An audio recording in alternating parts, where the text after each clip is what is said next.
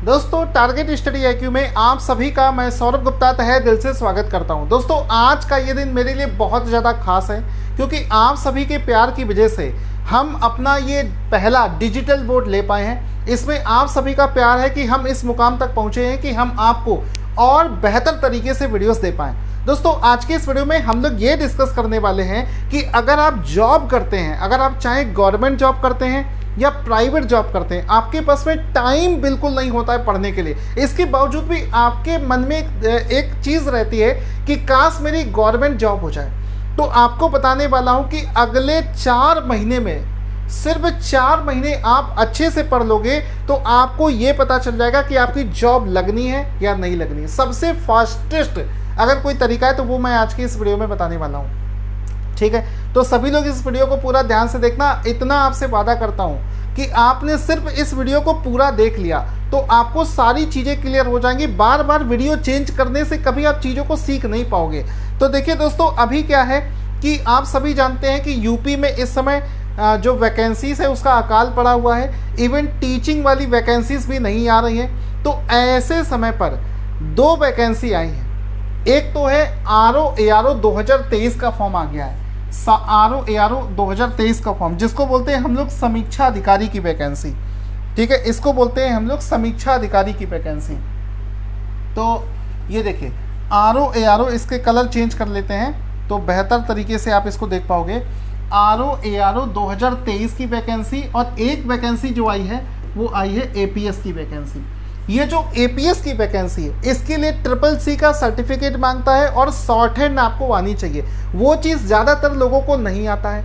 ये जो RO-ARO का फॉर्म है, इसको जो भी ग्रेजुएट है वो इस फॉर्म को भर सकता है। ठीक है, तो अगर आपने ग्रेजुएशन कर रखा है तो आप इस फॉर्म को भर सकते हो। अब इस एग्ज़ाम के लिए आपको करना क्या है वो समझिए, सबसे बता दे रहा हूँ। देखो RO-ARO जो आयोग इस एग्ज़ाम को करवाता है उसने एक नोटिस रिलीज़ किया है। उस नोटिस में उसने ये बोला है कि अक्टूबर के, पहले देख लीजिए, अक्टूबर के फर्स्ट वीक में, पहले हफ्ते में इसका फॉर्म आ जाएगा, इसका फॉर्म आ जाएगा।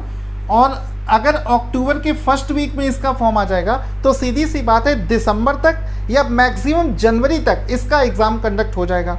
अब इसमें समझिए, ये एक ऐसा एग्ज़ाम है जिसमें मैक्सिमम एज जो है वो है 40 साल। 40 साल से कम एज के सभी लोग इस फॉर्म को भर सकते हैं। दूसरी चीज़ सुनिए, इसमें मैथ नहीं पूछी जाती है, साथ ही साथ में इसमें इंटरव्यू भी नहीं होता है। तो जब ये सारी चीज़ें होती नहीं है, ना इंटरव्यू देना है आपको, ना तो मैथ इसमें पूछी जाती है, सिर्फ GS और हिंदी अच्छे से पढ़ लिया तो आपका सिलेक्शन इसमें हो जाएगा।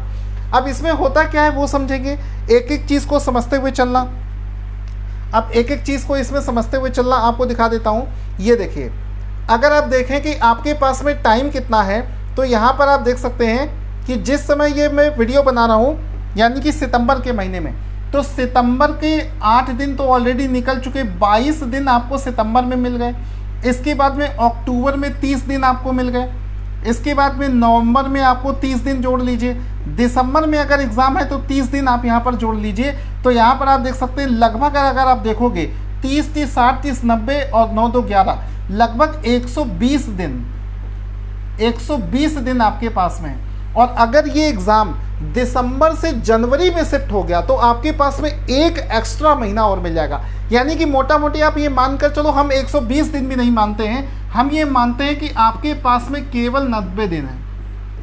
मैं आप सभी से विश्वास करता हूँ, वैकेंसी आपके बिल्कुल सामने खड़ी है क्योंकि इस समय यूपी में वैकेंसीज नहीं निकल रही है। ये वैकेंसी ऐसी कि आपको पहले से आयोग ने बता दिया है कि अक्टूबर में ये वैकेंसी आ रही है।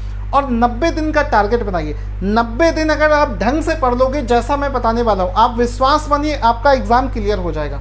अब आपको पढ़ना किस तरीके से वो समझिए, आपको पढ़ना किस तरीके से वो समझिए, वो मैं आपको बताता हूँ कि आपको क्या करना है।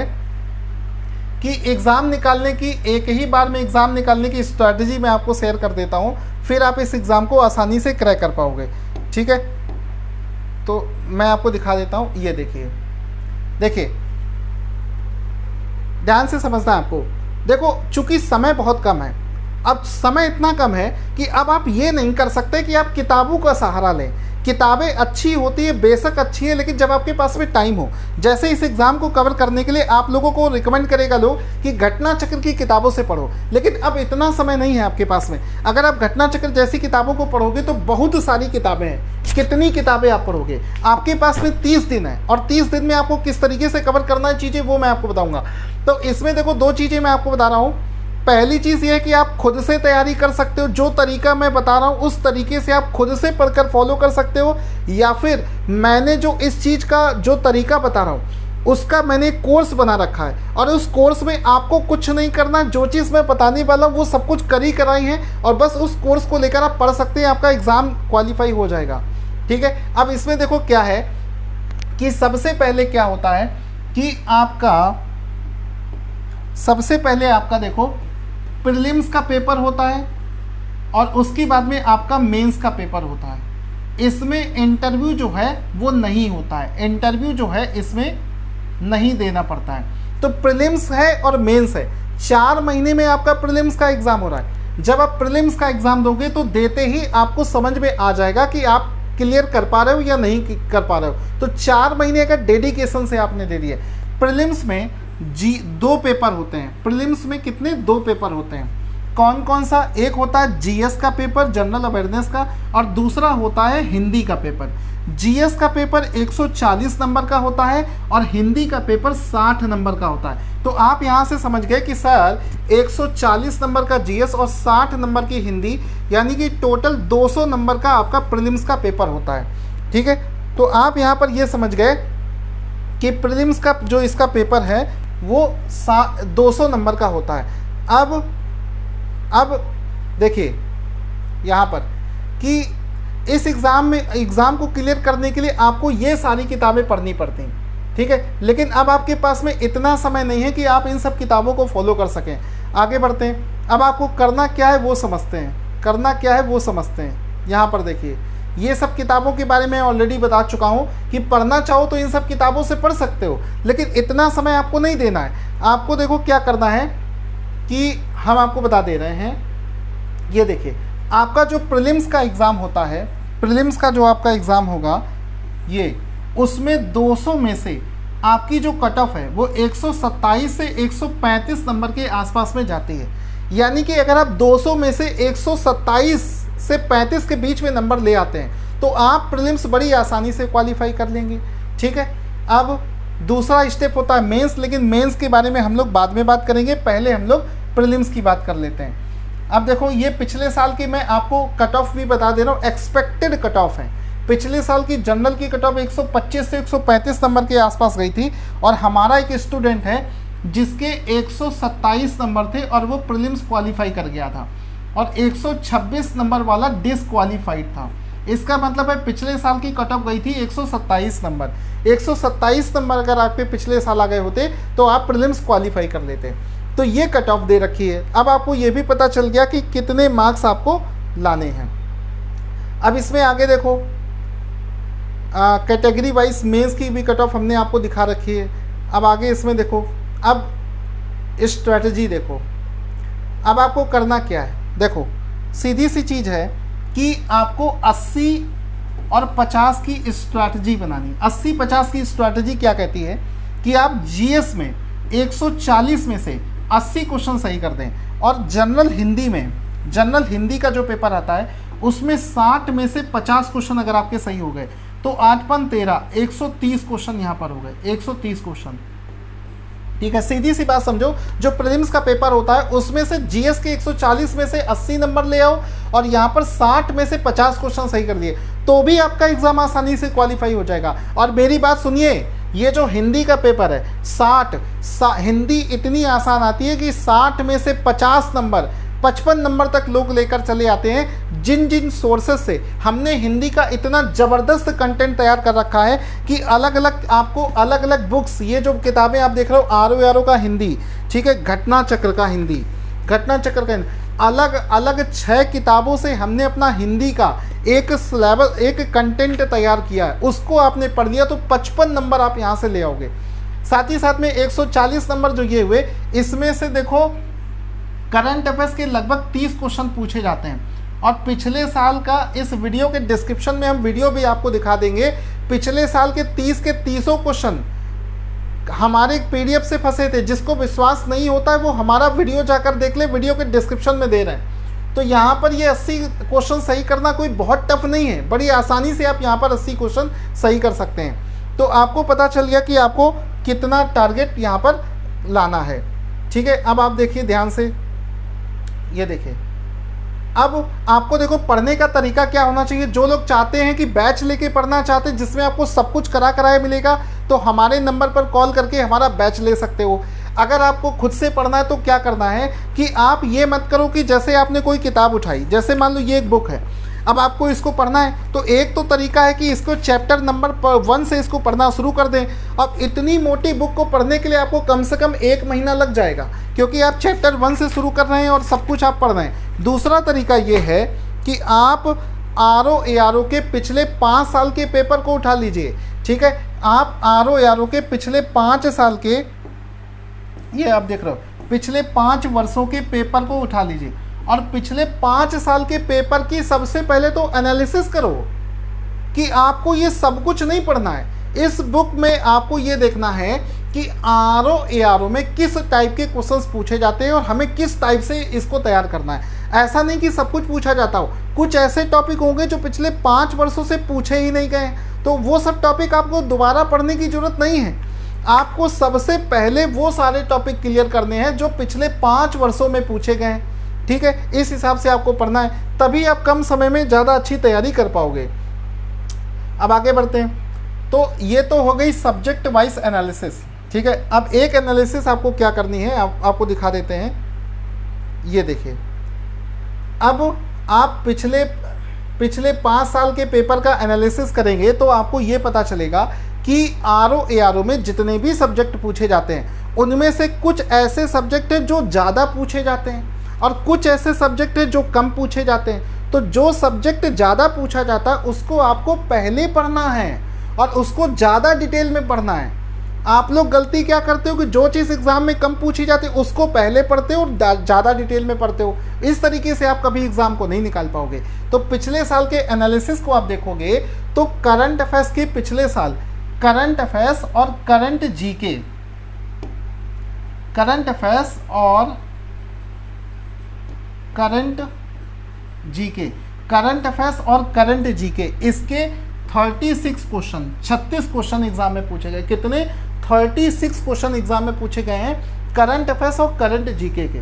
ठीक है, इसके अलावा ये देखिए वर्ल्ड ज्योग्राफी के 26 क्वेश्चन पिछले साल पूछे गए हैं। यानी कि आपको जब पढ़ना शुरू करना है तो करंट अफेयर्स पर विशेष ध्यान देना है और ज्योग्राफी पर आपको सबसे ज़्यादा ध्यान देना है। इसके अलावा देखो जनरल साइंस के 19 क्वेश्चन पूछे गए हैं, जिसमें कि सबसे ज़्यादा बायोलॉजी के 8 क्वेश्चन पूछे गए हैं, फिर फिजिक्स के पूछे गए हैं और फिर बचे हुए केमिस्ट्री के पूछे गए हैं। तो ये पिछले साल के पेपर का एनालिसिस आप देख सकते हैं, ये पिछले साल के पेपर का एनालिसिस है। ठीक है, ये आप यूपी पीसीएस के पेपर का एनालिसिस भी देख सकते हैं। आगे बढ़ते हैं।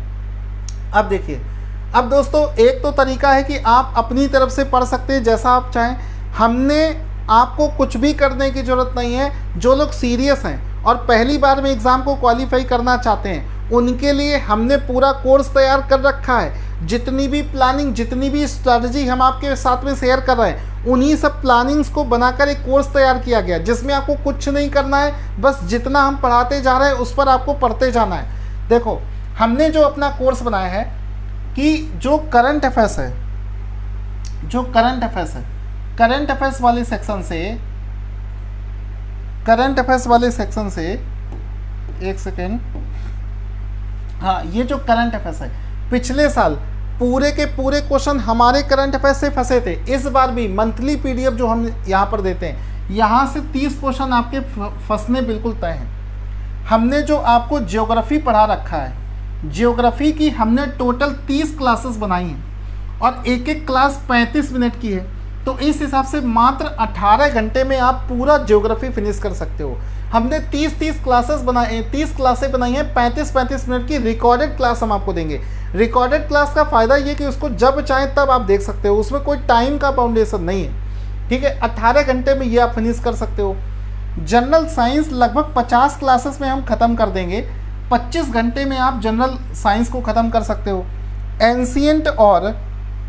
एंशिएंट और मेडिवल हिस्ट्री जो है, ठीक है, इसमें 18 घंटे की, यानी 18 मिलाकर कुल 36 क्लासें और एक क्लास लगभग 30 मिनट की है।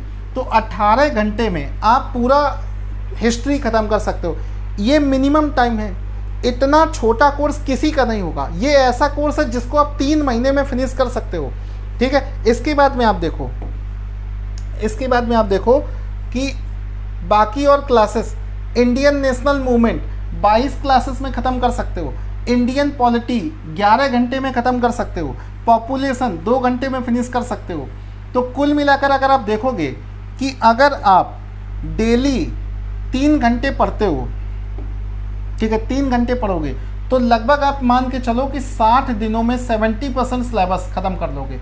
और अगर 90 डेज आप पढ़ लोगे तो आपका पूरा 100% सिलेबस जो है ख़त्म हो जाएगा। केवल 100 दिनों में, 3 महीने में आपकी पूरी तैयारी हो जाएगी और बेहतरीन तरीके से हो जाएगी, पूरी प्लानिंग के साथ में। आपको कुछ सोचना नहीं पड़ेगा, ठीक है। तो डेली 3 से 4 घंटे अगर आप पढ़ोगे तो 3 महीने में आप पूरी तैयारी जो है वो कर पाओगे, ठीक है।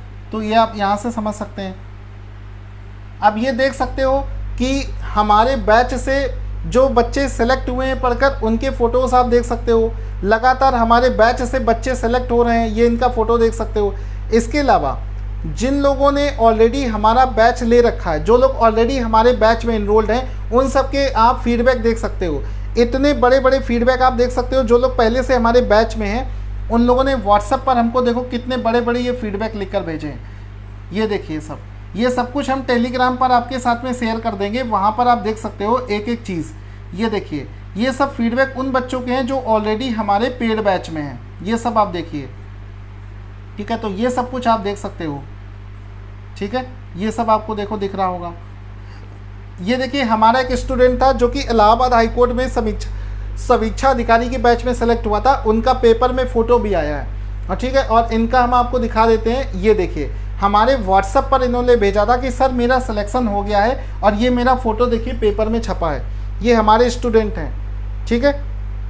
तो आगे बढ़ते हैं। ये सब आपने देख लिया, ये सब फीडबैक ये सब देखिए, ये सब फीडबैक आपको दिखा रहे हैं।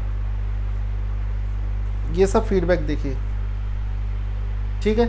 अब हमारा जो कोर्स है उसमें आपको क्या क्या मिलेगा वो भी समझ लीजिए। हमारे कोर्स में आपको क्या मिलेगा कि हमारा पूरा कोर्स 6 अलग अलग किताबों से इस सारे टॉपिक उठा कर बनाए गए।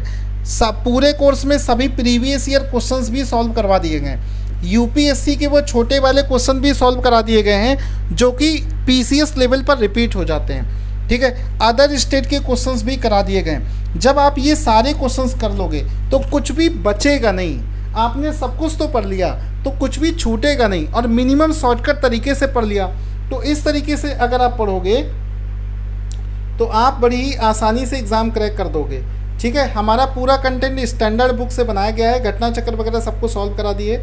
तो बैच हमारा स्टार्ट हो चुका है। जो लोग भी हमारे बैच को ज्वाइन करना चाहते हैं, वीडियो के डिस्क्रिप्शन में हमारा मोबाइल एप्लीकेशन का लिंक है, उसको डाउनलोड करके वहां से कोर्स ले सकते हैं, या फिर हमारा मोबाइल नंबर है उस पर कॉल करके आप हमारे कोर्स के बारे में पता कर सकते हैं। Thank you so much guys, इतना प्यार देने के लिए।